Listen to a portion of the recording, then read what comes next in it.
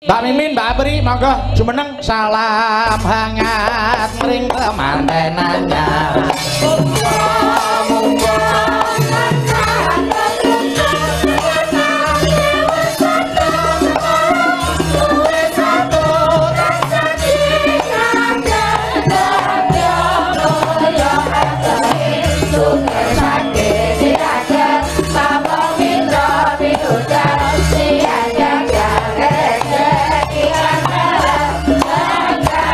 Dua kali. Nggih.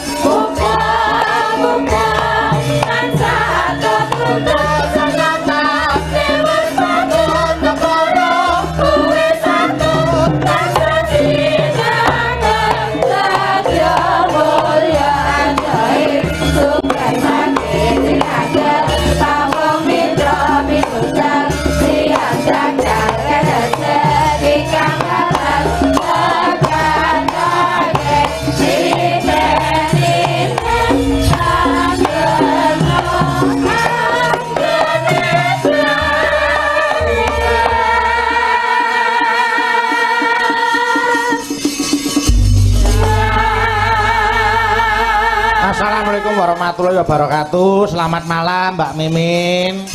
Selamat malam. Waalaikumsalam warahmatullahi wabarakatuh Mbak Limbo. Nggih, Mbak Apri, selamat malam. Sugeng dalu Mbak Limbo Mak Canggih. Nggih, bombong kaworan bunga nggih Mbak. Sip. Awit menapa peparing saking Gusti Kang Nyipta jagat wujud nikmat sehat, nikmat sempat, nikmat iman sehingga saged tetunggilan mapan wonten Manjung mriki daleming mas lair. Alhamdulillah. Apa ora seneng pripun kagungan kersa tur dasare diberkahi para pepundhen dalang, para kadang dalang kados Pak Deyaka sing pun paring wejangan dhateng Nduk Atila nggih ta. Niku rumangsa bombong kaworan bungah Mbak Mimin, Mbak Apri. Pripun? Mongko keng manah Saestu. Bingahing raos kula. Mbok mboten saged kedal ing lati kok menika saestu. Waduh. Nanti saged mboten kedal ing lati saking mongko ke menapa malih ingkang paring ular menika Mbah Yoko. Ular-ular kok kelelawar piye to?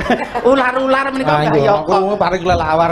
Kalau ngendika monggo nglamarke Mbah Yoko, monggo nglamarke Mbah Yoko. Lah wong sing bikin diayunke ten mriki meneng mawon kok malah. Oh, jenengan ta jebule? Sing badhe dipun ayunke Mbah Yoko menika kula ning Mbah Yoko sayange kalah setat kalian Pak Wito Radio.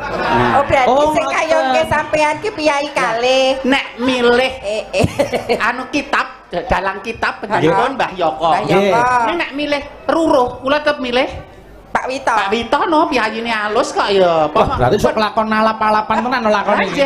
Sing dialak terus apane? Kayak enek siji meneh sing pengen ngayunke sampean ki Sapa, Cak? Mbah Murjono. Nggih.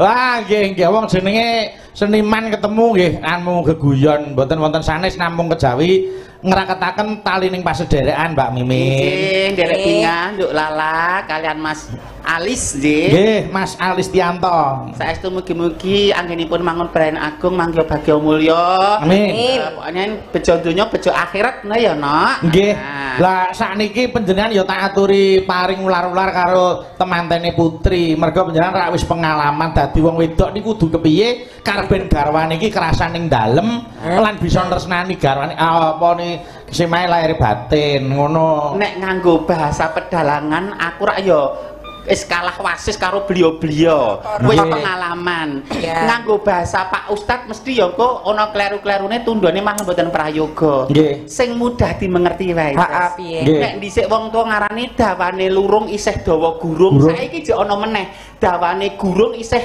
dawa media sosial. Lah, sing ateges nek ora beneran karo bojo, karo maratuwa, karo tangga aja diupload ning medsos. Oh, Aja digawe status ning WA. Bojone sing dinesoni ramu dening 3 kecamatan kabeh krungu. Oh, ngoten. Lah menika penting sakniki. Soalnya mong Nggih. sakniki dari mulut ke mulut aja kalah karo kuwi lho, Pri. Saestu. Dadi nek apa-apa ki dirampungke. Nek carane ngrampungke ki piye? Tempat yang tepat dan efektif adalah di ranjang atau di tempat tidur. Weh, lagi. Nek cerita karo kanca, sijine mbok mono iso gembol wadi, iso nyimpen wadi, sijine rong karuan. Tempat yang tepat adalah di ranjang. Oh, kula tak pengalaman panjenengan piye nalika panjenengan wonten keranjang kuwi? Kok keranjang? Lho, tepate iki lho kok kaya wedhus ning piye jelatere piye? Ranjang menika amben tilam pagulingan. Oh nggih. Lah iki dhuwur tatane dhuwur. Iya. Calone Mbah Yoko kok ora ngerti dhuwur ya. Ha iya no. Ya Allah Mbak Yoko. Aku tak nyicil nyeluk budhe kowe. Piye budhe? Dados ngaten dados tempat yang paling efektif di ranjang. Nggih. Sak muntap-muntape wong lanang, nek sing wong wedok ki iso ngirih-irih. Nggih. Menika dadi lerem. Oh. Lu nek coba wedok ngangah-angah, dadi mubal. Sing ngumbar hardaning kanapson iki tatar ya dhuwur iki. Iki nek ra calone Mbah Yoko apa Pak Witon, nek paribasan nyun sewu ora kok mungkin Pak Yoyok apa Pak Kangkong ngayun ki akune nyun sewu aku tak mikir ping 12. Waduh. Sajak iki nek Mbah Yoko pun monggo nek badhe kontes lato-lato. Mbah Sauri Mbah menjangan kok. Mbah belani mereka jatuh kromaku panjenengan lho. Nek jaran iki larang lho. Nek plok larang. Mbah Yoko, mang belani menika calon garwa panjenengan lho kok kandel kemawon. Kula badhe pasrah jiwaraga kalian sinten? Nek pancen yen saged mutusi Pak Wito kula putus pun ngebasa panjenengan. Apa sing disebut garwa singitan ki kowe ta, Lek? Aja tok umumke. Nduk lho ngomongke aja seru-seru. Pripun? Niku bar miskram Mas Bayu. Nggih. Burung pule ngotot bayune. Nggih. Dados bener kali si Mbak Mimin. Nggih. Wong wedok nu duwe anu napa tugas. Nggih. Nggih to? Niku ngencengke sing kendho. Nggih. Ngendokke sing kenceng. Lah, basanipun wong benten to menika. Kenceng emosi dikendokke men dadi sabar. Lah, nggih. Mana rame dadi rukun. Nggih. Nek ngencengke sing kendho, nggih to maune wis nglokro di semangatke men digugah gregete menyambut gawe sing mempeng ngoten lho Mas. Nggih. Nggih. Sanes niku genten mboten. Ya wis mung karek kuwi. Nggih. Takutipun ngono ya nduk lalang. Nggih, heeh. Padha-padha wong dunia seni le nyambut gawe sing kakung nggih wonten seni. Nggih, nduk betul. lalang ya ning seni. Aja gampang kobong swara-swara sing pengen nyecenggring rumah tanggane awake dhewe. Mbok mudar aku weruh awakmu ning padangan age iki. Lah biasane pripun? Lampune padang kaya ngene kok dadi aku iso tamat. Lanjut tak gagas Mas penyiaran Chandra Kang Mas. Pasuryan sing temungkak iki ya awakmu kuwi. Wah, kok sia-sia temungkak nggih gemajul lah sak ora-orane. Malah saya seru ngono iki. Mas Bayu. Wah, sesuk ngono kuwi. Jane sing Bayun iki sapa kok kabeh kok. Napa ngeten mawon, Mbah? Nek kula mengke ingkang kula pilih panjenengan. Sak betul-betul panjenengan ya Sudarma kula. Mengke Pak Wito kirang rena ing penggalih. Nggih. Wong Pak Wito menika jarine kula titisane Bu Dewi, ra dadi lanjut to. Wong yang pambudi to. Aja ngantek kanca dalang, kanca seniman Klaten sing kedunge budaya, master-master dalang ngantek congkrah mung mergo ngrebutke mantasan kuwi diwaki saking Karangno. Nah, kersane ora nggo rebutan pejahi mawon. Aku yo gagas kok. Yang pambudi lek kula menika saiki Mimin kok pasuryane kaya Suwargi Bu Dewi. Apa bakale sampean kuwi lek nusil Bu Dewi? Benjang. Benjang jampiten. Benjang nek sampun pindah. Oh, nggih no. Manyunipun nggih kok kancane gelungan sapa? Ya tetep wae tutuk. Nah, ngoten. Menika sejarah Mbah Yoko menika kula dihajat Mbah Yoko ya kersa ten gubuk kula. Oh, tenan. Pak Wito nggih nenggani ngantos niku biyen nak ngluwari ujar, Mas. Kok ngoten, Pak De? Tindak tenggen kula. Nggih. Pak, kula niku duwe nadar sago nanggapke ketoprak simbok. Nggih. Niki simbok pun sepuh. Ya rek luar ana ujare. Kok sik ta. Mbok ya sepan ora apa-apa pancen apa-apa ku kudu diayahi wong. Saiki pancen kudu mletik. Tenan nggih. Nek niki mboten wong mletik, Mas. Lha pripun? Mletus. Semangat ya, Mas. Ya kudu rigeng Mas wong jenenge mbantu sedulur. Lah iya ono. Ana sing ning patean, ana sing dadi sinoman, ana sing among tamu. Mas Gareng. Tak kandhani tamu ini. Mriki. Sing sregep. Oh nggih. Ya wis ngono ditutup. Napa ngersake? Ora. Pun niku. Mbak Mimin. Jadi apa ora hebat Mas lair digawe sing ladene macak gareng kok. Aku nek ora wong sing kampion apa kelakon. Iki nek total-totalan matematika para meneh entek alas entek omah iki nek kan go tresnane karo Mas Lair karo Mbak Dini ya. Nggih, mula ana tembung lho, Mbak. Murah jinaluk, larang tinuku ngoten niku lho. Nggih. Larang tinuku. Iki aku melu nyinom ki enek dalang sing urung umuman anu. Sapa? Mas Jalu. Urung. Aja kae nek ra ingkung siji apa. Nggih, bakune tetep kudu jaga kerukunan. Mbak Apri, bayar ndongake apa? Mugi-mugi Dik Lalas kalian garwa Mas Alis dados keluarga ingkang ayem tentrem bagya mulya. Amin. Tinggal pinaringan kekancingan tresna wujud putra. Amin. Lah ngene iki lho, piyaine ayu, ngendikane alus penak dirungokke. Wah, sing krungu ki ya ning ati ki iso ayem. Pun mah gondol mawon nek ngoten kok loko dalem kene marah dianu kok ya. Lah aja ngono to. Aku ya kesangeten kok. Mboten. Nggih. Yo niki ujupe seneng-seneng Nggih, monggo. tasakuran karo nggo nambani kesel nggih. Aku tak nyuwun anu rumiyin sik. Menapa? Nyidam Sari. Nggih. Niki akeh banget anu waranggana. Sinten sik ya Mbak Mimin, Mbak Apri? Napa Mbak Anggita? Mbak Anggita welut. Dudu, Mbak Anggita. Kuwi Anggita. Sing niki diaturi sing Klaten riyen nggih. Nggih, sing Klaten. Nah, Wonten Mbak Nina, Mbak Nina. Mbak Anggita. Ya, Mbak Anggita. Nggih, kalih riyen apa pinten? Nggih, dua riyen. Nah, nggih. Monggo karo ngaturi Mas Gareng. Ya, Mas Gareng. Ayo, ngaturi Laden. Dadi yo aja. Nggih, kula tak atem mriki. Ya aja ora to ngono Mas to. saya jumeneng to Mas. Ya aja ngono tur jasane iki wis dicawisi musik. Lho, gamelan enek campur sari enek. Oh, piye ora elok. Nggih. Kok aku linggih nang kene ora penak omongane kanca-kanca. Lah piye to? Kiwa tenganku kembang persis kijing. Ya ora kaya. Iki sugeng rawuh keluarga besar. Nggih, selamat malam Mas Gareng. Aku Selamat mbak malam. Mas Gareng nggih. Nggih. Mbak Mimin, kalau mbak iki sinten? Keluarga saking pundi? Sop Pak Min menika Pak Rakyat. Oh, nggih. Rawuh. Sop Pak Min. Nggih. Rawuh. Khusus. Monggo Mbak Nina Mbak kali Nina, Mbak Mbak Anggita. Anggita. Nggih, monggo ayo kene pinarak mriki. Iki ya gawan kotake nggone Mas Sanggar Lair. Sari Ratu Mayang. Niki Mas Gangsar nggih rawuh. Wih, Mas Gangsar. Mas Gangsar. Kakakku. Nggih gal mantun nggih Mas Gangsar. Oh, nggih. Sehat terus Mas Gangsar. Wis pulih. Oh, bayune pulih kekuatane. Mas Pras, Dawuh. sebelum lupa, Nggih. niki sareng-sareng ndedonga. Nggih. Anake si Kasim sing bibar kecelakaan. Oh. Dan menika opnam mugi-mugi nggak pun paringi bagas waras. Amin. Oh, nggih. Tole yoga. Oh, Dek Yoga nggih. Sehat pulih kekuatane pun. Nggih. Mugi-mugi kasembatan didongake piyai semene wae ya, Mak. Paringi sehat walafiat sak kulawarga sak turun-turune. Amin. Ah niki wis bareng jumeneng. Monggo aku tak nyuwun nyidam sari sik sing bawa majiroji. Ayo. Iya Mas. Mas Gareng sing bawa. Ha, iki aku kudu ditanjake lho. Sehat to Mas Gareng? Sehat, Bos. Alhamdulillah. Sehat Mas Lair, Mbak Dini. Nggih. Semoga lancar anggenipun kagungan kersa. Amin. Amin. Cukup ngarep turah mburi. Amin. Amin. Doa untuk mempelai berdua. Nggih. Barokallahu laka wa barokah ngalaika jamaah bainakum ma fi khair. Artine Iki ndang bawa wae ndak kesuwen.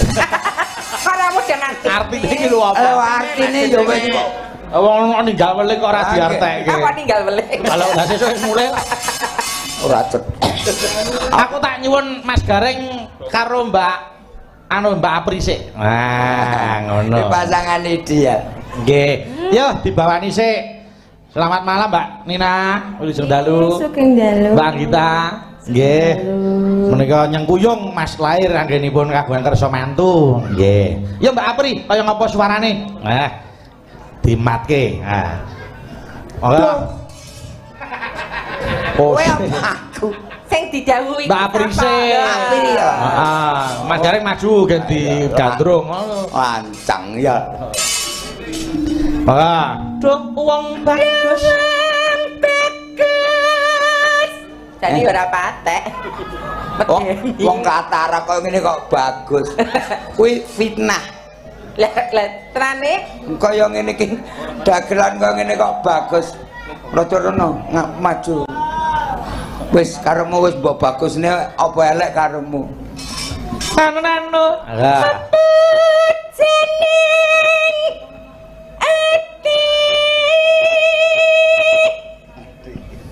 Aja ngaske ngono kuwi lho. Lah ngopo? Ya wedi ta. Aku kok nyawang kowe kok kemroyok ngono. Lah kemroyok. Kemroyok iki piye karepe? Pengen gelut. Ya kono engkol wong loro. Mano Mujirat. lah iki. Kaya ngene wong nandang asmara.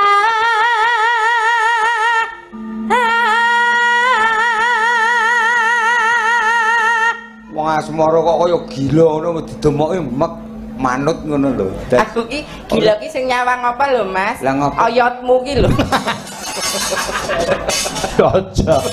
Iki lagi oyote. Terus Urung ngerti wae. lah tak gecek Ya kowe. sepet ya.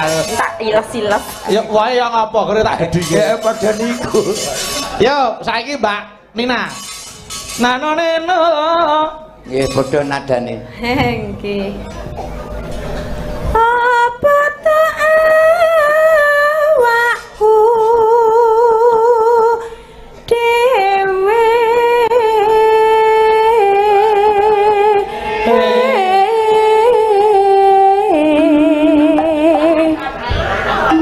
Wes Alor ngi. Kuwi. Kuwi iki kok kacae. Dudu kuwi ta udo. Lah sik le padha. Lanjut. iki iso lho pelok 6 dadi pelok barang. Duh dewa, Duh dewa. Duh dewa Jawa Togong, Jawa Togong Gantos Mbak Anggita. Ayo. Lasno pitku iki. Melasana. Melasana. Apa kok ora beneran menurut Mbak Nina yo elok suarane, Mbak Apri yo jos. Yo Mbak Anggita. Muji Welasana mring wak mami. Satase awake gembrebek nyengkuyung sedulur ya Lah iya. pareng rawuhno ora apa-apa. Nah, iki yo ngaturne rawuh panjenenganipun dalang saking Karanganyar Sapa Mas? Mas Anggit Prabowo. Niki wau tindak mriki nunut alpat kula merah. Anu to? Anggit to? Nggih. Walah. Anggit Prabowo nunut alpat merah nggen kula. Weh, alpat saiki alhamdulillah. Mang goleki alpat kok ana sing merah. Penter-penter. Tak kira nek ambulan. Yo, Ngit Mbak Anggita. Besok kapan? Besok kapan kata Los mawon, Mbak. Ampun, Bro. Los. Los. Ya. Jejer. Jejer. Sapa sing akon? Lah kula niku nuntut. Lancang, senengane lancang. Jejer lan wong ayu. Bar Mbak Anggita. Yo, bacute. Balik ning Mbak Apri. Upamana nah koda. Nakoda ki supir kapal. Lah nek sopir anu sepur kelinci sapa? Gito. Kok kita? Toko kuwi ndek supir kerinci supire Gito kok. Tak kira Sukimin. Ngedere iki Dita kuwi kok. Jejer.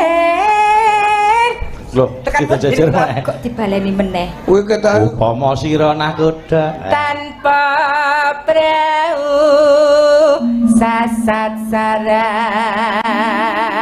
ing jalatri. Nonano. aku ki sing rekoso dilokne Pak Yoko. Ngapa ta? Manggonmu ora nggon dalang kene. Ora nggon dagelan. Nggon isa-isan. Apa aku wong tukang ngloroti anu panganan utuh urung dicampur kan enak. Yen lorotan ki enak ora? Ya ora to. Ah, kowe tau mangan lorotan. Iya. Ya. Didom loro gelem. Lanjut, Nonano. Nyedam sari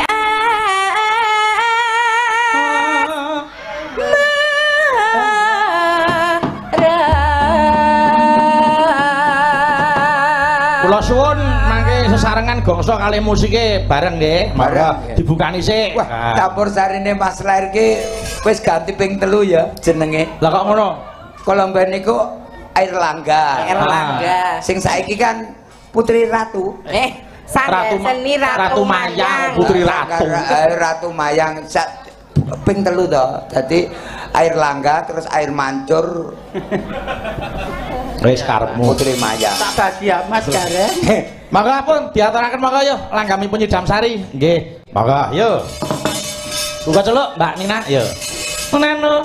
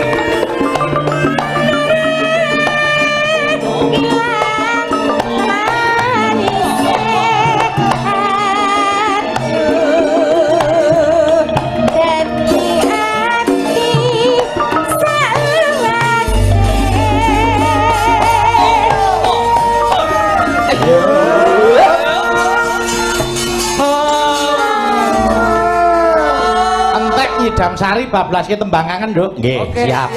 Yuk. Ayo Bu Mimin. Nalikani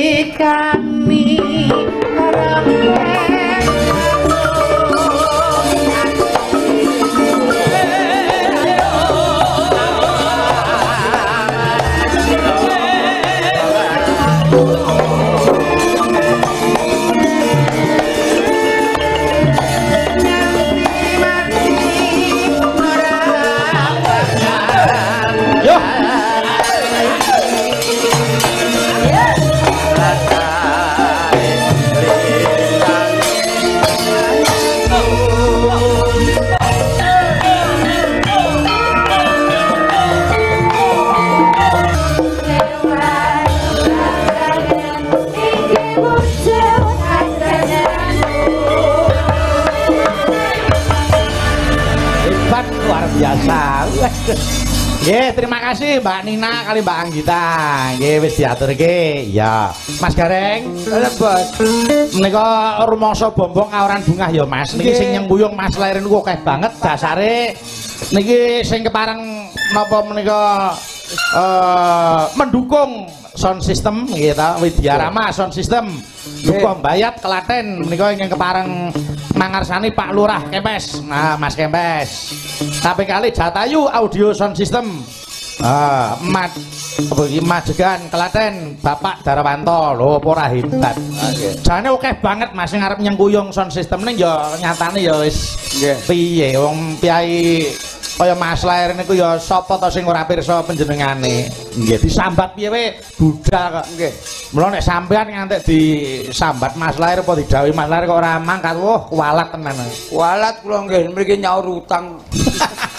Melas men to. Dari kalau aku ngunduh mantu dhewe anu Mas Lair sekalian tindak rono saputrane. Ya aja dianggep utang to.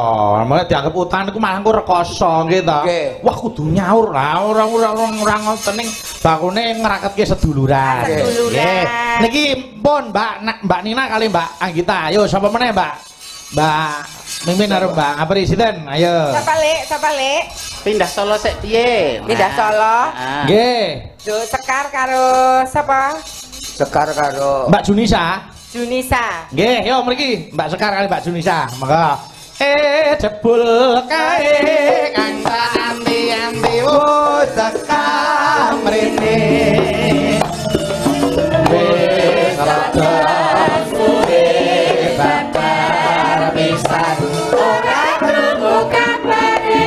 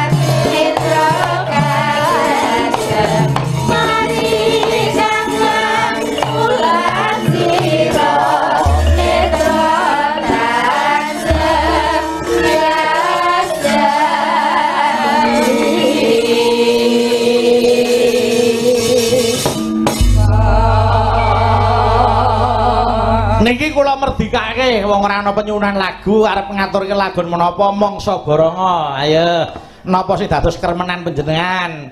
Niki ya anu kula ngaturke wilujeng rawuh karo Mas Tantut. Mas Tantut Sutanto. Nggih. Kapero grup. Nggih, kok tak suwuni berkah. Nggih. Dono Suwanten. Nggih. Ing Suluk. Pokoke Mas Tantute nek ora kretek ngunengan aku wegah. Ha nggih. Nggih napa Mbak lagune? Ayo. Menika adik kekali nyuwun apa? Lali janjine. Lali janjine boleh. Monggo. Ayo diaturke sik lali janjine iki dadi pepeling karo napa niku temanten. Aja nganti lali karo janjine. Janji adalah hutang. Ya, nek ngono ujube wong rumah tangga niku ibadah to Mas Gareng. Ibadah. Muga-muga enggal pikantuk momongan. Amin. Golek kencana kang bisa tata jalma. Nggih. Mijil kakung mugi ndadosaken putra ingkang saleh. Heeh. Putri ndadosaken putri ingkang salehah migunani tumraping bangsa agama lan negara. Amin.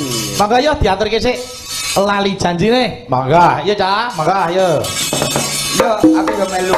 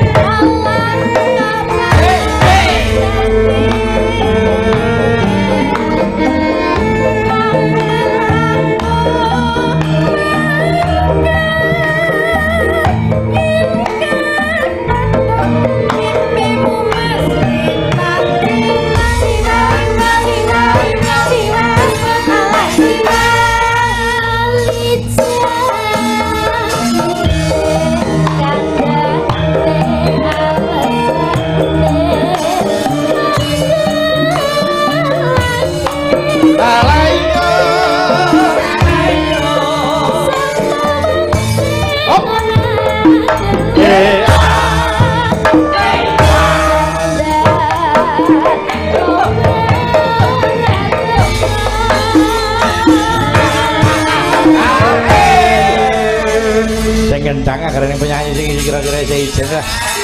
Lho ngendang. Wah iso. Ndek sekarang asline saking pundi? Saking Purwodadi. Oh Purwodadi. Nggih, ora pangling aku karo piyai iki. Elok suarane. Junisa.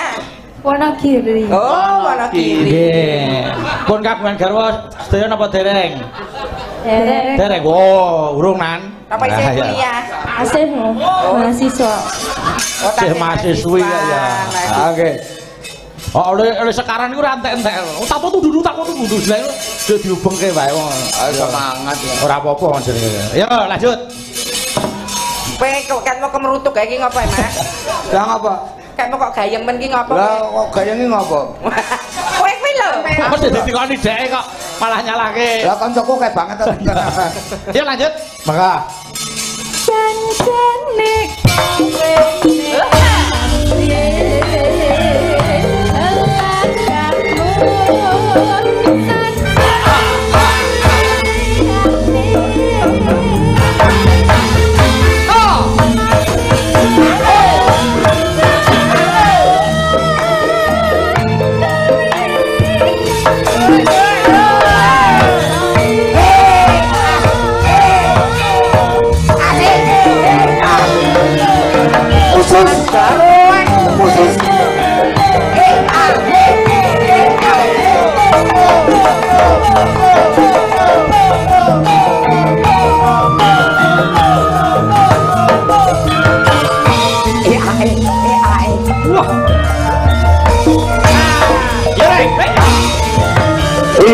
Minggu sing patungi kowe ngajak ning tawang wangu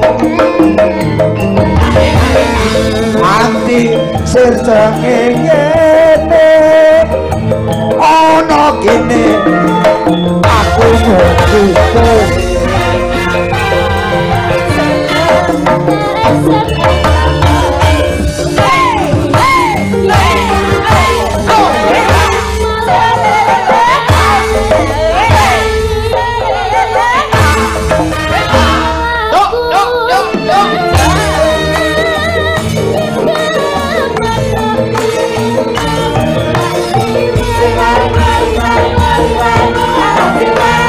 Lalica dine kandane alasane maka lake sapa wae sing ra kelo kowe ora teko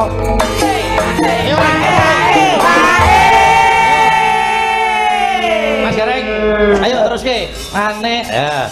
Gamelane ngrangin sing muni mung kendang, gong, bass. Ya. Aku tak ngrungokke suarane iki, ayo. Aku ra setuju. Ora setuju ya. Golek ana lagu iki mau digarap rock. Lah terus? Goleknya lagu rock sak donya kok hae. Lah piye? Lah iki. Lah wong jeneng lagu rock wis nyerambai tekan ngendi-ngendi kok. Ayo coba saiki sampeyan dhewe suarane sing rock. Gamelane rasah melu ben mung karek ae apa kendang nek perlu malah karo drame. Ayo. SMS nah ya. Lanjut. Moji roji ayo. Janjane. Musik apa? Aja disengkot to. Spesial untuk Mas Ragil, Mas Ipin. Usus ra. Usus. Iya. Ndang ayo. Lali jatine kandhane alasane makalake sapa wae sing ora aduh jajan kowe ora teko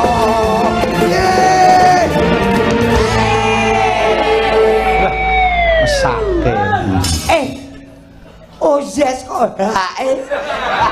Yen lagune seragenan hae gak apa-apa. Lah terus? Hae. Oh yes. Oh ya. Yo baleni. Ora mau kok. Yo. Apa ning ngira kok mluntus pelok. Mbok yo nganggo topi apa nganggo properti apa ngono lho, Mas. ngono. Disesuaikan ya suarane wis ngerok kostume kok kaya ngono lah dijumbuhke apa totalitas alah. Wah, malah dadi tukang pijet. Wah, iki totalitas. Deh.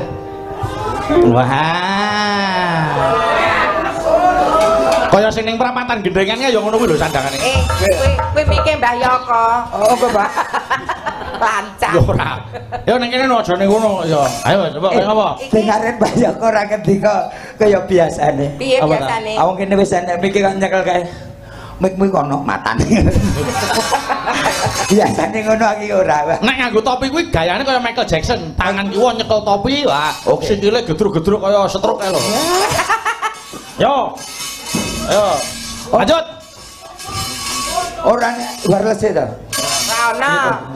Kok repot kok masalah dadi kok. Lali janji padane alesane pakelange sapa wong sing ora teko aku datang kowe ora teko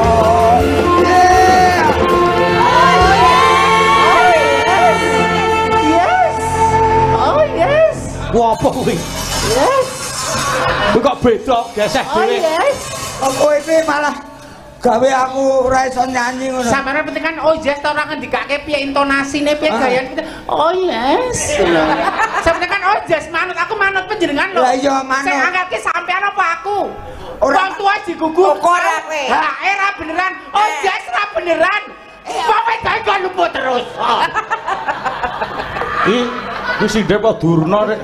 Penjare dikok oh yes aku latih Mas. Muni oh yes. Nggih, pun to Bu, pun. Iki wong duwe gawe ora kerek. Aku yen karo iki nesu ngene wedi tenan. Lah iki ya kebangetan wong oh yes oh yes terus salah. Perkara intonasi hakku ta suara. Iya ya. Iya ya, sampean makator dhewe ya. Apa kok ora bener? Tutuke Mbak, Monggo ya. Kowe tetepna ya. Aku tak marani bos. Yo. Janjane kowe.